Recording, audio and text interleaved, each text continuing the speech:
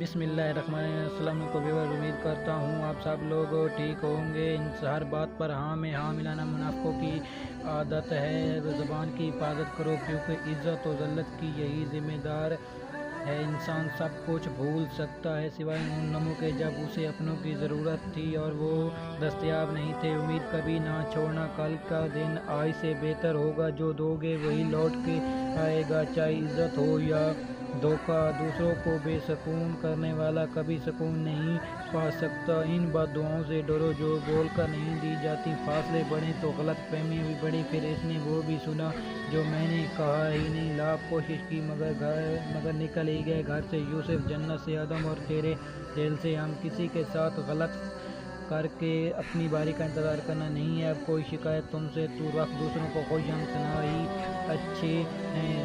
جو انسان کسی کے احسان کا شکر گزار نہیں ہے وہ آئندہ ضرور اس سے محروم ہو جاتا ہے۔ حقیقت پیسہ انسان کو اوپر لے جا سکتا ہے لیکن انسان پیسہ اوپر نہیں لے جا سکتا۔ عقل مند سوچ کر بولتا ہے، بے وقوف بول کر سوچتا ہے۔ دنیا کو جیتنا چاہتے ہو تو آواز میں نرمی پیدا کرو، سب کو معاف کر کے سویا کرو۔ زندگی کل کی محتاج نہیں۔ اللہ سے معافی چاہتے ہو تو لوگوں کو معاف کر دو۔ دنیا کا امیر شخص وہ ہے جس کے دوست مخلص ہوں۔